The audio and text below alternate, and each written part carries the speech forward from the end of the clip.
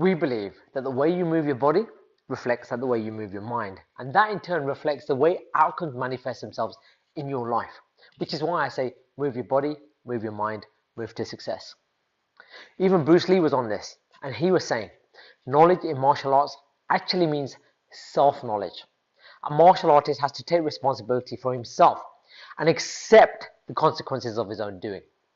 The understanding of JKD is through personal feeling, from movement to movement, and the mirror of the relationship, and not through a process of isolation. To be is to be related, to isolate is death. To me, ultimately, martial arts means honestly expressing yourself. Now, it's very difficult to do. It has always been easy for me to put on a show and be cocky and be flooded by a cocky feeling and feel pretty cool and all of that. I can make all kind of phony things blinded by it, or I can show some really fancy movement. But to experience oneself honestly, not lying to oneself, and to express myself honestly, now that is very hard to do. In this video, I'm going to reveal the secret of the 5 types of martial artists and how you can detect which kind of martial artist you are. How you can identify your inner martial artist and how that reflects itself in your daily life. And how you can change the way that you move to reprogram the way that you think so that you can honestly express yourself. Watch this video all the way to the end to find out and reveal those secrets, the 5 types of martial artists, and how this video and this process will help students to transform their lives by changing the way that they think and move, and the way that they move and think, so they can reprogram their thought process to cultivate your self-mastery. Hi, I'm Lac Loy, and I'm a 3rd generation instructor in Bruce Lee's martial art called Jeet Kune Do, Cantonese for Wear the Intercepting Fist. I'm also a self-mastery specialist, award-winning coach, and published author of the bestseller book Master Your Life, 9 Steps to Self-Mastery, inspired by Bruce Lee. That's why I call it the art of martial mind power. Our mission is to spread self-mastery inspired by martial arts, to raise human consciousness, to make our world a better place to live in.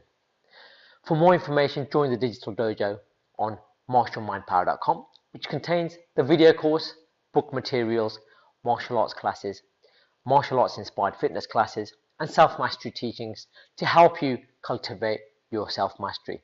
Enjoy the journey.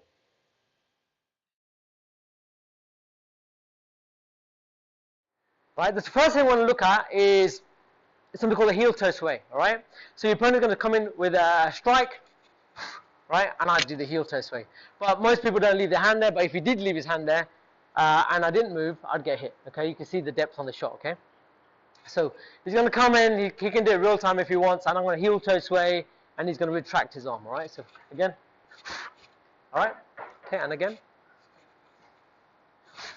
Okay, so the idea is I want to stay just on the end of the strike. Okay, in order to do that, so when I'm here, if I use my structure as a whole entity, when I drop that heel, you notice how my body moves back with it. Okay, my face moves back with it. Okay, so that's my opponent's target, right? As it moves back, the next thing is I'm going to lift this heel up. As I lift the heel up, it tilts my pelvis. My spine is still positioned at right angles within the pelvis, and it leans back. Make sense? Then I bring this down, it comes forwards again, I bring this up, I'm now back in my Baijian. Okay? Make sense? So 1, and then 2, and then back, and then back. Okay? One of the common mistakes when people do this is they go like this. Okay? So when you do this, I want to see this. Okay? So, okay? All right, so slight tucking in on the chin into the inside of the shoulder, and the shoulder just slightly come up just to keep that guard up, right? So when he comes in again, okay, we're here, all right? All right, one more time. All right, so this is the idea. I just want you to stay right on the end of that strike, okay?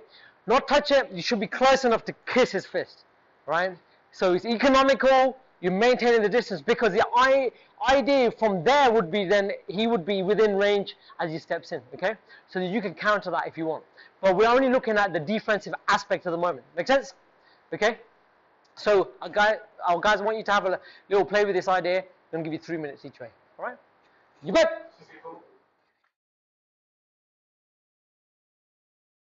We're going to look at evading the strike using footwork, okay? So we've used minimal, very kind of economical footwork to evade a strike with the heel-toe sway. In this case, we're going to use footwork. So Southpaw's going to be outside the fight measure. He has to step into strike when he comes in, okay? And we're just going to use a push step backwards, okay? Or push step retreat. Again, he comes in, okay? Okay, so he's coming in a lot deeper, right? You notice the last one was really tight, okay? Again. Okay. All right, and again. Okay. All right. So little shallow slip on the end of that one because again it was quite deep, right? The key thing is I'm using my footwork. So from here, I lift and push, okay? From here, here. Now, if your opponent is a crasher, it comes in a little bit deeper than you expected, then a little shallow slip just on the end, okay? So from the front, it's here, right, again, here, or with a little shallow slip, it's there, okay? Just gets your head off the line, right, because there's the line, all right? Make sense? Just allows it to just skim past. Got it? So this time, you're going to use the footwork, okay? Again, the footwork from here, you lift this, and then burst off your lead balls of the feet, okay? Make sense? So here, okay? One more time. Okay? That makes sense? Am I clear on that? Yeah. Again, start slowly. Right? Start off, slow motion, pick it up with videotape speed. No more than videotape speed on this side. On this side, I want to dial it up for you guys, alright? Okay, you bet!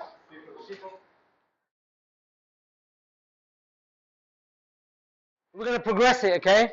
So this time, your opponent's going to come in with a strike. Okay? And again. And again. Okay? So I'm doing the Pak-Sao, the Pak-Sao drill that we practiced the other day. You're going to come in slow motion, right? Comes in slow motion, and then I'm here, okay? So slight opening of the hand, and if the hand's there, just a quick slap down, okay? Pak-Sao means slapping hand. The idea on this is I want to neutralize the power in his strike, okay? Make sense? Now for the more intermediate advanced students, what I want you to do is when the strike comes in, okay, when you block, I want you to also then retaliate. So block and then hit. So he comes in, okay?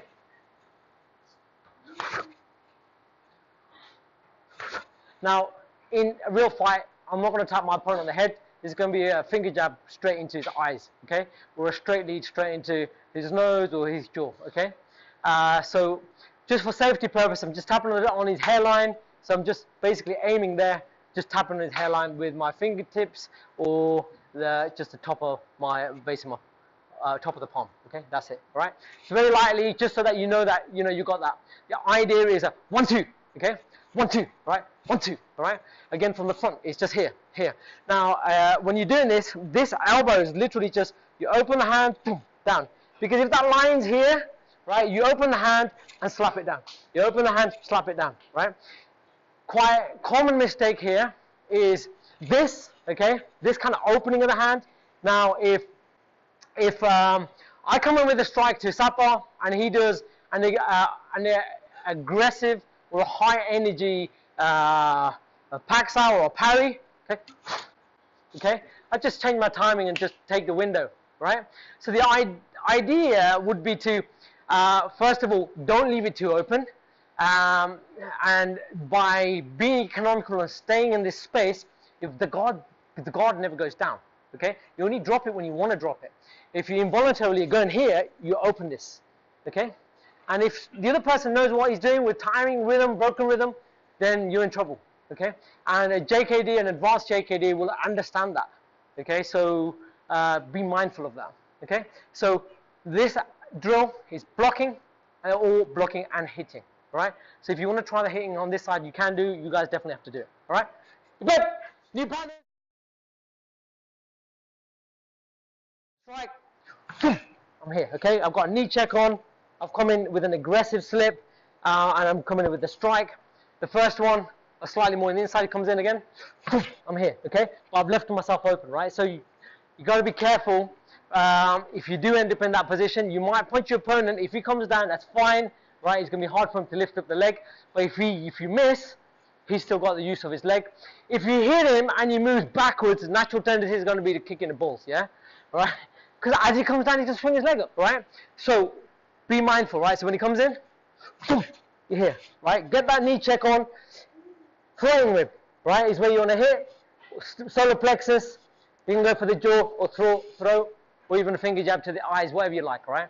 So you can hit any of the primary targets, you can hit the secondary targets, it's your choice. But for the purposes of safe practice, just go for the abdominals, right? So your opponent comes in again, right? So key thing is you've got to make sure your opponent is aiming for your chin, right?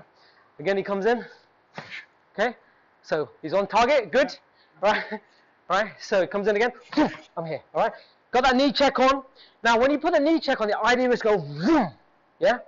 You really want to put that knee check in and force your opponent to lock out his knee, so he's now got a very weak structure, and you punch in there at the same time, right? Not only do you want to damage the floating rib or expel that air out of his lungs involuntarily to wind him, right? He's now going to be doing this, right? Going down. So you've got an advantage. Make sense? But this is an aggressive defense. It's aggressive because it's going to go slow motion. I get my head off the line and I move into my opponent. Okay. The defense part is the slip. The aggressiveness is that I'm moving into it at the same time. Does that make sense? Right? So you guys are going to go videotape to slow motion. All right. The movement from the front is here. Okay. It's here. I'm projecting this shoulder forwards. If you notice my face is there, I project, my face comes off the line. This is the first thing. First thing, most important thing is get your head off the line.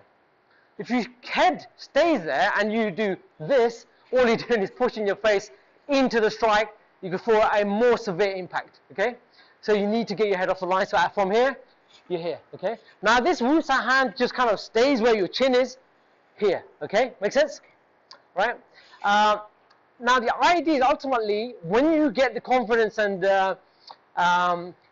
cultivate the skills to be able to do an aggressive defense, then you don't even need to commit this hand. So ideally, when you do this, okay, your hand should literally skim, the opponent's hand should literally skim the inside of your fingers, right? That's how close you should be. A slip should feel like a wave of air going past your ear, okay? That's what it should feel like or hear like. Make sense? And at the same time, when you're doing this, you're doing a step and slide forward, so you're here, you step and slide. Okay? Now notice this hand's already projecting forward, so as it's projecting forwards, I just throw it. Okay? Ping Choi for a low midline strike, right? A 45 to the solar plexus, and more of a Chung Choi or a vertical fist for a higher line. Make sense? Okay, so remember that whole continuum with the fist. Right? Make sense? So nice and easy. So we're going to go to the abdominal just for safety, because we're not wearing boxing gloves, only safety gear at the moment, right? And aggressive slip, get your head off the line, As you do that, step in. Make sure you get that knee check, so your knee check goes across the top of the shin, not the knee, across the top of the shin, right? It's called a knee check because you know where his knee is. If you know where the knee is, you know where the whole leg is. Does that make sense? Okay, swap partners. You go.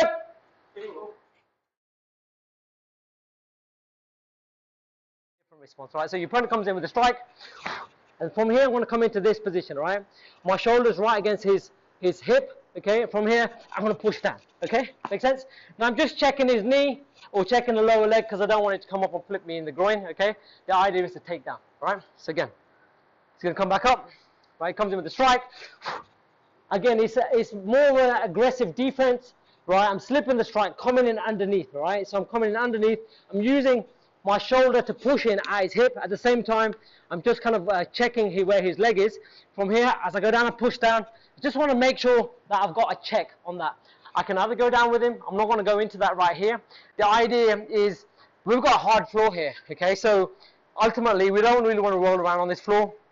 Like, it's not the ideal training environment in terms of the hard surface. So if we had mats, we'd happily do some more work on that. But the idea is, I'm showing you that there's a takedown from this as well. From this as a response, all right? So one more time. He comes in. On Monday, we looked at this as a last response, which was an aggressive defense, and this could come in with a strike as well, right? This is more aggressive than that, as in we're coming down, and we're going to take our opponent down with it. So once again, he comes in, So from here, again, I'm slipping underneath, I'm shooting down, right, and my shoulder's coming into his hip. From here, just want to make sure that he can't step back out of this as he comes down. I just want to make sure I've got a check on this.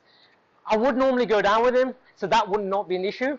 But because I don't want you guys to roll around on this floor because it's unsafe, right, to train on, just use that as a safety check, all right? Just purely for that purpose only. Does that make sense?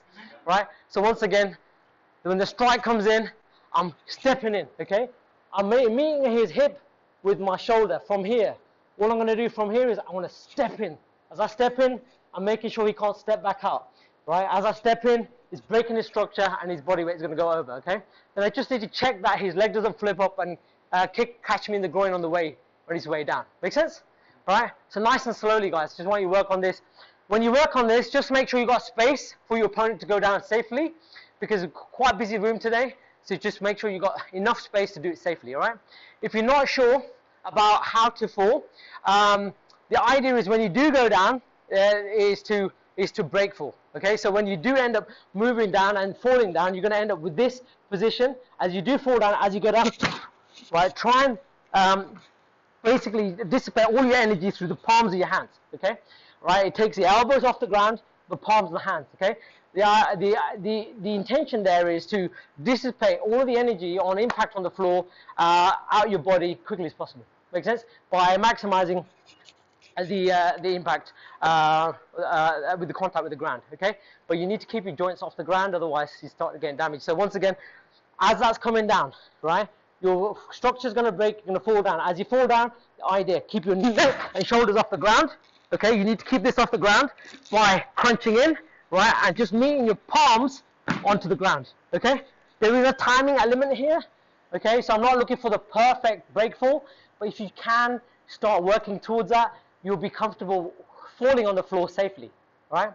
Falling on the floor safely. If you ever done any work in judo or jiu-jitsu, the first thing that teaches is how to break fall safely, because most of the time you spend going down onto the floor in some kind of falling motion, all right? And if you don't know how to fall, then it can be a bit of a problem, right? Because ultimately the idea of the predominant amount of time you spend is on the floor, okay? And you get there from a standing position, right? Does that make sense? Right, so nice and easy. Response, right? So your opponent's going to go in orthodox, right, and he's going to throw a straight lead, okay? Right, so this is the intercepted strike, okay, where I'm using sliding leverage, right? All I did was I just stayed there. I'm using sliding leverage. I'll explain in a minute. He comes in again, okay, right there. If I extend, I've got his nose, got his chin, I've got his jaw, right? Make sense? So once again, comes in, right there. Make sense?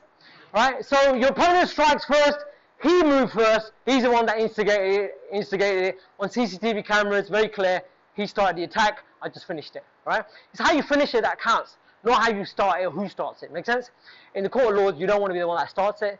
Jeet Kune Do is a counter-attack, in other words, your opponent is always the one that initiates, you respond, right? You've got several places where you can respond, respond on his initiation. This is the point when he thinks it.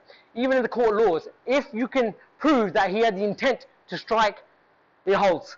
If you can prove that he was about to strike with preparation, then it holds. If you're on initiation, right, as in he's starting to attack you, it still holds. If it's on delivery, definitely holds, right? Make sense? So what we're going to do is pick it up anywhere you want it, right? But ideally, I want you to use sliding leverage. The idea of sliding leverage is in slow motion here. As he comes in, I'm going to use the bottom part, the bottom bone here, to cut his tool, right? It's called sliding leverage. I'm using my ulna, and I'm using it in this kind of position here. When I hold my fist there, my ulna, which is this bone at the bottom, protrudes, right? The moment I go there, I got a flat of the hand, I cannot cut there because it's all fleshy, okay? I need the blade of that bone, okay, to cut through his limb. And that's what allows that strike to deflect downwards and allows me to cut through it, all right? So Bruce called it cutting the tool, okay, or sliding leverage, all right? So once again, he comes in. Slowly. Yeah, slowly. All right, so from here is, okay? And there's a timing element to this. There's a big timing element to this. So the idea is if you're too late, right, he's still gonna power through. If you're too early, it's fine. I'll hit him before anything happens. So I'm picking him up on his intention. So he's thinking about hitting me. If you know he's thinking about hitting you, then hit him, right?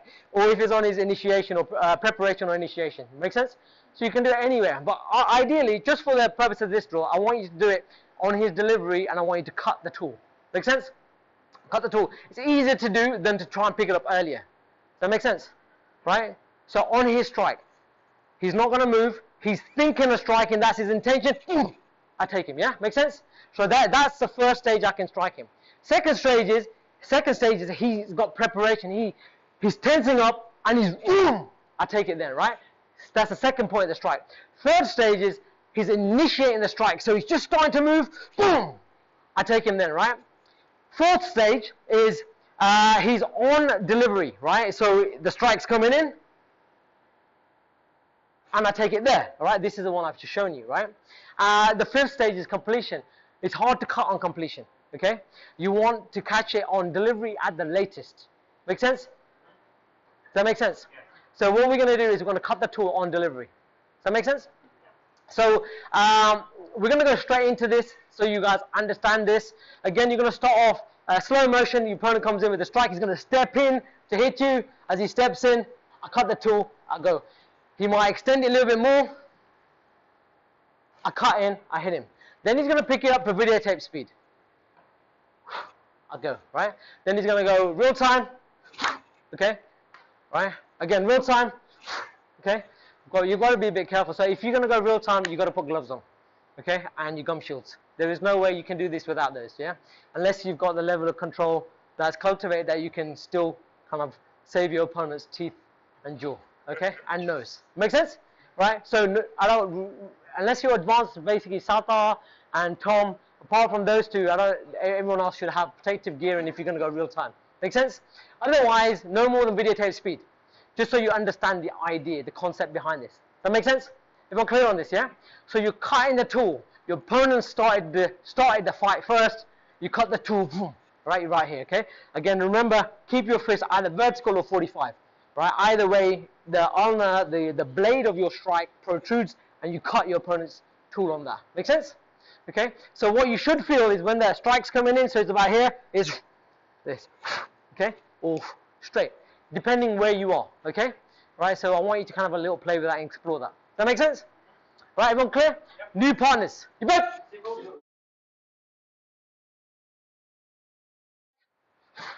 And I did a heel toe sway, okay? He kissed me there with his fist, but there was no depth on it. He wasn't going to hurt me. Again, he's going to do the same thing, right? He comes in, and he retracts that, okay? Make sense? Again, he's going to do it, and he's going to pull the punch back after he's finished. So, right, I'm back here. Make sense? Right, so we did the heel toe sway, okay? And the second thing we did, right, which is part and parcel of this, he comes in with a strike. I'm here, okay? Again, comes in, right? And I just step out, right? Make sense? So, this is the first thing that we looked at. The second thing we looked at was, I come with the strike, okay? Comes with the strike, okay? And again, okay, right there. So a quick pack out, right? The third thing we looked at was he comes in, I'm here, okay? Makes sense? Get a knee check on. I got a check on his hand and strike, okay? So an aggressive defense. Again, he comes in, I'm here, okay? Makes sense? The fourth thing we looked at comes with the strike. I'm here, and I came in with this, okay? Right? And then the last thing we looked at was he went the other way, comes in with the strike. I'm there, okay? Cut the tool, go in the strike, okay? Make sense? So there's a reason behind this. Anybody picked up the pattern? The relationship between the different things that we've just done.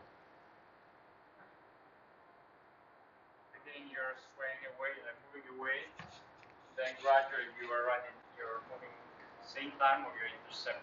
Where it's going back even more, then you start getting closer as you start punching and then you anticipate. Okay, alright, good. Anybody else? Gonzalo? Sounds like you're intercepting at all stages of the development of this movement. So you were touching it early, then later, so then he deploys, and then inside. Catching it earlier. Alright, okay. So I'm going to put it together, guys. So what we're looking at is, we're looking at something called the 5 types of martial artists or the 5 types of fighters, okay? So the first type, okay, there's obviously 5 types. right? The first type, I did the heel turn sway, or I moved out of the way, right? What kind of fighter would that be? Like defensive, just keep not until engaging. Absolutely. Keep out of the way, not engaging. What is it called? Runner. Perfect, yeah? Right? You notice how you're running away from your opponent's attack. Make sense? Right? You either heel turn swing, so you're just staying on the periphery of it, or you're actually physically running away from it, okay? So I showed a very controlled movement where I was just still on the end of it, but there are other people that would literally scalper. Make sense? And then they come back in and scalper. I'll call them one-hit wonders, right? You just come in for the single tag and then run away again, right? Okay? Second one. What was the second one? The Pak Sao. What kind of fighter are we looking at there? Sorry? Observant, okay. Not the answer I'm looking for though.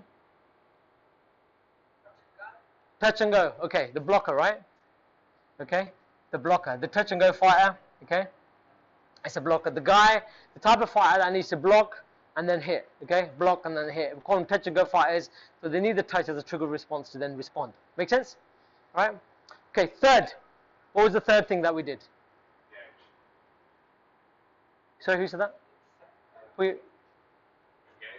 Engage. Okay. All right. So we did the aggressive defense. Yeah. What was that? Nope. Go on.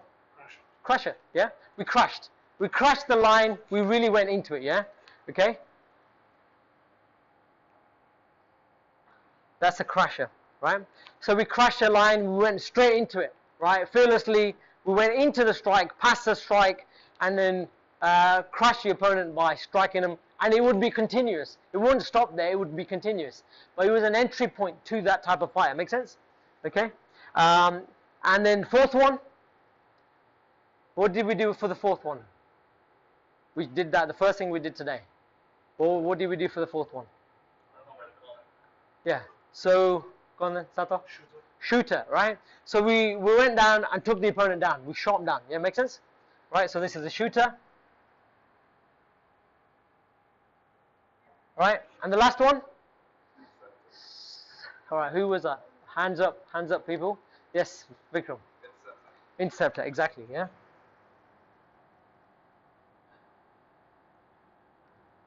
Okay, so these are your 5 types of martial arts, or 5 types of fighters. Make sense?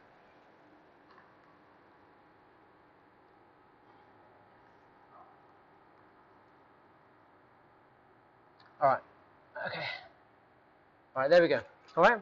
But the thing is, we all have, we're not necessarily one of these exclusively. Sometimes we have a mix of these, right? And as we kind of cultivate our skills, ideally as a JKD, where do we want to cultivate our skills to lie in? Which one of these types of 5 fighters? Go on, Gonzalo. Absolutely, right? So as a JKD, you want to try and cultivate your skills so that you can intercept your opponent's intention, preparation, initiation, delivery, and so on, right? Even on your completion, your retraction, your recovery, okay? Make sense? So these are the areas that you want to try and intercept on. We looked at intercepting on delivery today, all right? But we all have a mix of these. Sometimes we're more dominant in one of these or 2 of these than the others. Make sense? Right? And to be a rounded martial artist, you need to really understand how all of them work. You need to understand how a runner works in order to break a runner. You need to understand how a blocker works in order to break a blocker. You need to understand how a crusher works in order to break a crusher. You need to understand how a shooter works in order to break a shooter. And you also need to understand how an interceptor works in order to break down an interceptor. Make sense? You're not going to be the only interceptor out there on the street. There's going to be others as well, right? So the idea is you need to understand all of them in order to basically break them down and beat them at their game. Yeah? But we've all got a mix of all of these, right? This is the key point. We've all got a mix of all of these, right? You may be 50% runner and 25% blocker, and you know, when you get hit really hard, you become a 25% crusher, right? You get pissed off and you go, ah, and you start crushing your opponent, right? Right? Make sense? Right? So you've got a little mix of all of these, right? When people initially start martial arts and never done it before, they tend to be like 99% there, right? 99% there, right? And maybe 1% blocker, or 70% there and 30% there. Okay, just depends. It just depends. So what we're going to do is I want to get a couple of pairs to come out and spar. Okay, I'm going to pick the partners so that you can see. I want everyone else to observe and study what kind of fighters they are, and as a result of that, it will help you understand the ability to read an opponent, okay, by just watching somebody else. So we're going to actually go into the observer position for a moment. All right, make sense? All right, so if everyone could just stand against the walls.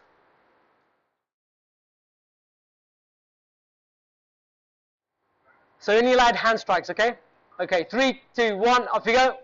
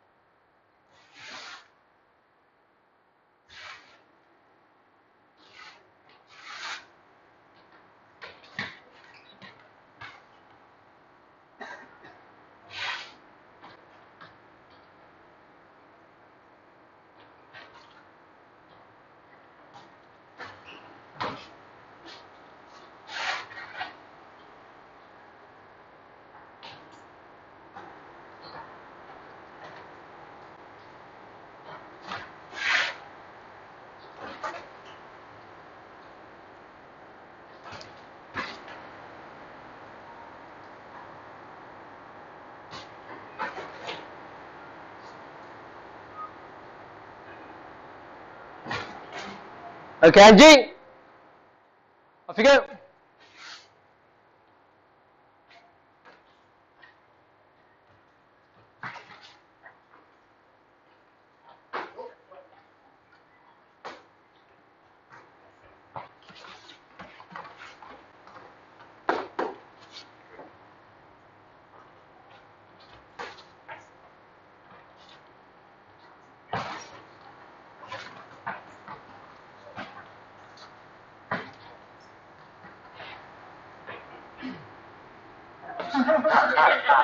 Okay, guys, G.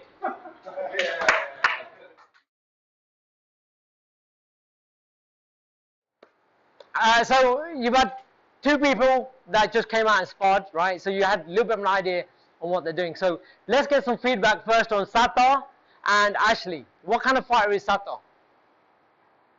Just keeping out of range a lot of the time. Okay. Bit of a runner. Bit of a runner. Okay, good. Yeah, bit of a runner, bit of an interceptor as well. Bit of a runner, bit of an interceptor. Absolutely. 100%. Do you agree with that? Yeah? Okay, yeah. So he's in agreement with that. Good. All right, Ashley. What kind of fighter is Ashley? Somebody else. Yeah. Blocker, yes. Right, blocker. And? Blocks and counter-attacks. Block and counter-attack, so he's trying to intercept. Yes. Okay. Did he get any interceptions on?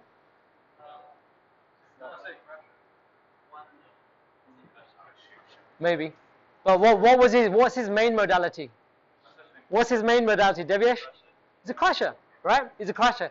Right, he gets his opportunity and boom, boom, boom, boom, boom, right? He wants to crash through your opponent, yeah? And you see how that manifests, right? But you see how he's a bit of everything, right? As in, like, you can see the blocking element of that coming out, right? Because he's very active in his hands. He blocks. The moment the line's clear, he just wants to crash, yeah? Ashley, do you agree with that? 100%, yeah? Okay, good, right? So the second pair, right? So we were talking about Vikram and Luigi. So Luigi, what kind of fighter do you think Luigi is? Runner. Okay. Yep. Yep. Is okay. Okay. Put your hands up. Put your hands up, guys, because everyone's talking over each other. So runner. Okay. Tom. Yep. He's in the interceptor. He does try and pick his moments, right? He's still cultivating that. Okay. What else? Actually, I think he's a bit of everything. He was crashing as well, and he not sure about shooting, but All right. So it wasn't a bit of everything because he didn't try and shoot, right? So he's not a shooter, right? Did he really try and crash? Yeah. Okay. All right. So he maybe tried a bit of a straight blast. Yeah. Some blocking, but not much, right? Very low on the blocking. Yeah. And good runner, but he's got brilliant mobility on his footwork, yeah? Excellent footwork, yeah? So what about Vikram? Crusher, yeah? He's definitely a crusher, which is why I chose Vikram, because once he's got his line, boom, he wants to go through, straight through, and he can hit hard all the way through, to a point that they were on top of each other, and Luigi was trying to put the kidney shots in, but, you know, Vikram was taking it easy. What's the difference between a crusher and a shooter? A shooter wants to take you down. A crusher just wants to blast you, blast straight through you. It's, you know, the type of fighter on a Saturday night that comes in with haymakers, right? That'll be a crusher, yeah? Somebody that just wants to charge right through you, that'd be a crusher. Someone that just wants to bulldoze through you, right? A shooter wants to take you to the ground, wants to grapple with you. So this is what I want you guys to do, right? Now, I'm a firm believer that the way you move physically is the way you think, okay?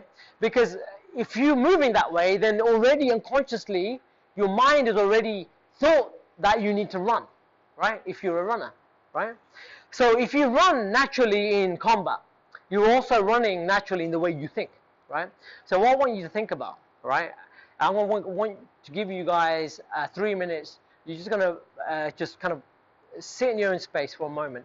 And I just want you to think about, what kind of fighter are you, first of all, right? What is your fighting makeup out of these 5 types, right? What is your mix? Yeah. Once you understand your mix, I want you to take your largest modality out of the 5, and I want you to focus on that. So if you are a runner, I want you to think, okay, I'm a runner, right? Now, why am I a runner? Where in life do I also run if I run like that in combat? Yeah, right? What is it that I'm running away from? And how can I change the way I respond to whatever's happening in my life? And how can I stop now running away and face it? And maybe, right, block it or crash, right? To change that movement in my mind through the movement in my body. Make sense? Because once you reprogram the movement in your body, you force yourself to reprogram the way you think. Okay? Make sense? So.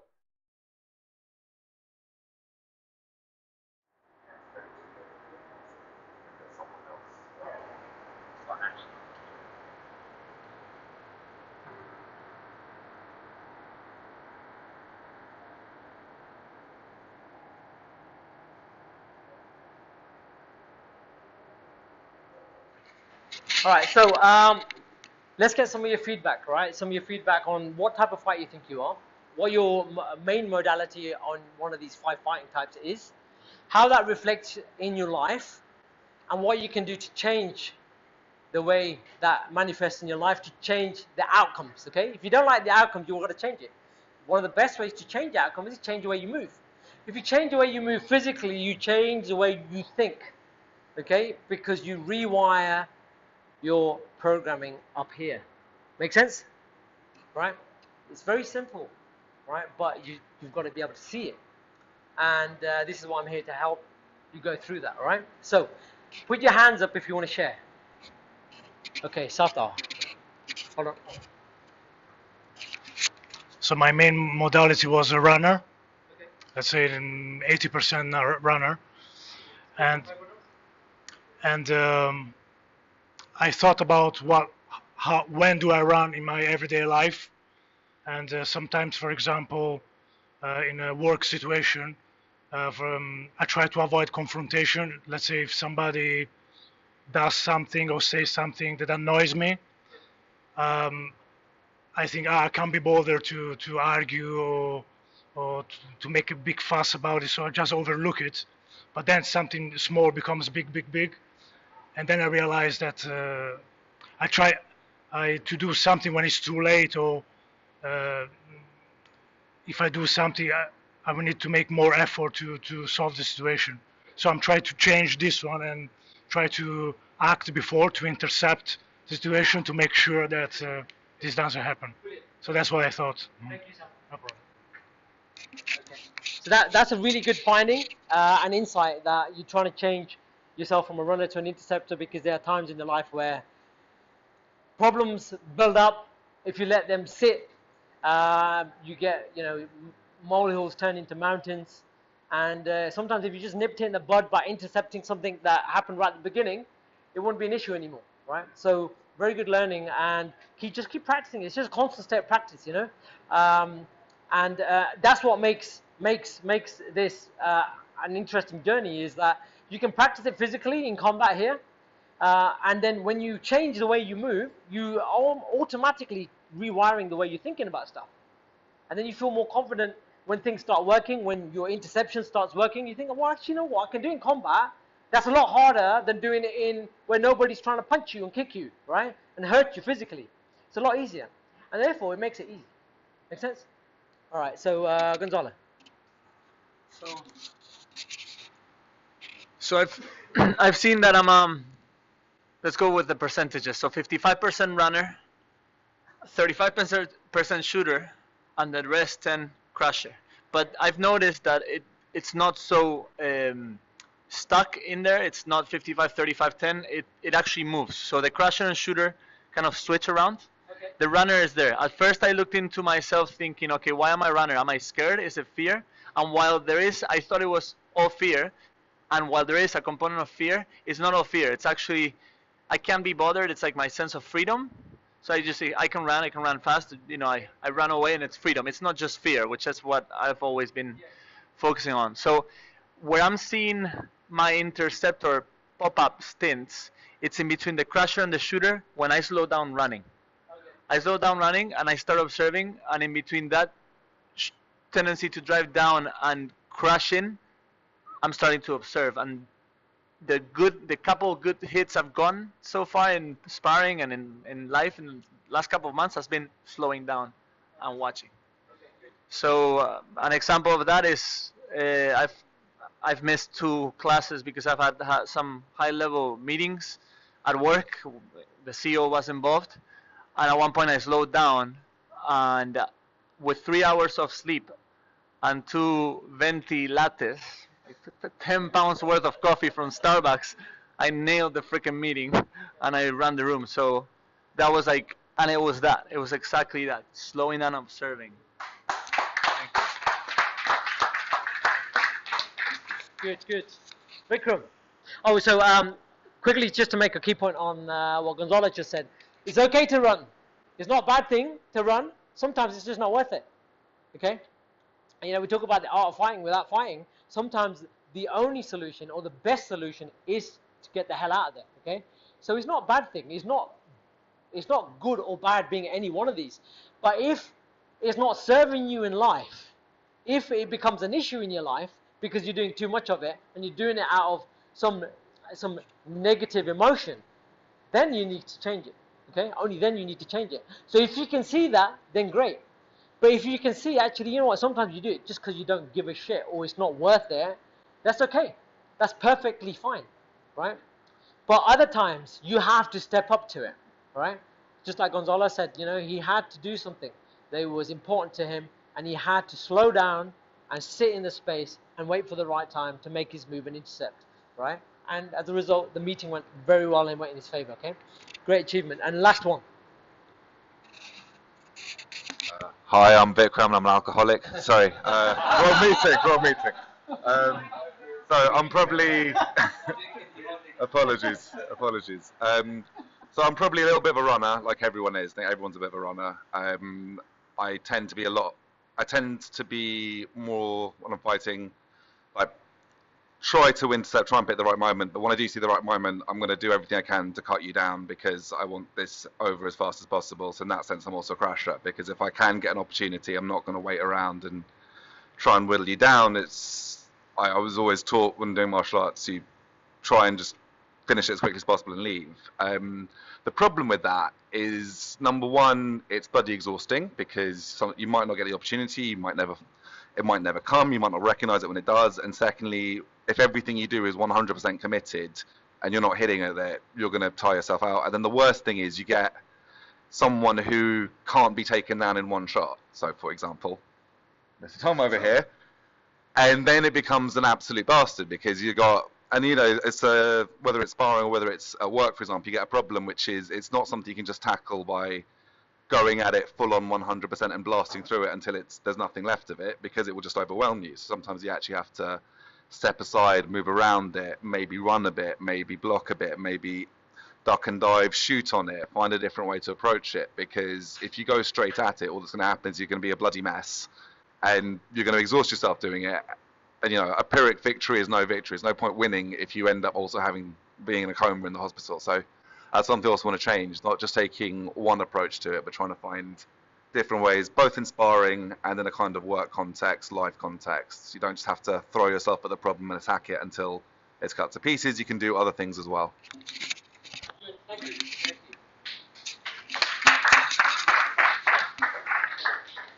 Okay, guys. So very quickly, there, one key insight that came up for you out of what you just said is economy of motion, economy of form is really important. Save your energy to the moment that you need it. If you tackle everything with all your gusto all the time, you're going to really wear yourself out. So economy of motion, economy of form, right? So a good teaching out of that would be work more economically, use your energy wisely, use your energy smartly in the sense that for maximum return, just giving it all, full blast for as long as you can, all the time. You're going to wear yourself out. You're going to burn yourself out. And one of the typical problems with hard-working people is that they get burnt out first, right? Because they want to give it all. They want to give it all. But in combat, what combat teaches is if you give it all in every single round, you're not going to last all the rounds. Okay, right? A smart fighter will pace himself. A very good fight the most recent fight where that was very obvious was the Mayweather and Conor McGregor fight. Mayweather allowed Conor McGregor to burn himself out, and only then did he take advantage of his tired state. Because Conor McGregor, and the biggest mistake he could have made was to go in with guns blazing. He came in with the attitude that he can take him out very quickly, which was his strategy, right? And he was open about that strategy as well. But at the same time, McGregor is a marathon fighter. He could go through all the rounds. So he played him at his own game, and only then expelled the energy that he needed to cut him down when McGregor was already tired. Make sense? So if you watch that fight, it's a great example how the dynamics changed in that fight very, very quickly. Make sense? But if we're doing that in life, again, we're going to burn ourselves out too quickly, right? You don't want to be the sprint horse. Life is like a marathon. So pace yourself. We really hope that you enjoyed this video and that it gave you a wealth of value and insight into revealing what type of martial artist you are and how to express yourself honestly so you can cultivate your self-mastery. And remember, self-mastery is an ongoing process. So go away and start practicing and come back for more self-mastery lessons right here on our channel. In the meantime, if you enjoyed this video, please give it a big thumbs up and share it with your family and friends online, on social media, email, text, and more importantly, in person. Spend time with your loved ones. Thank you for watching, and remember to join the Digital Dojo on martialmanpower.com. Peace and respect.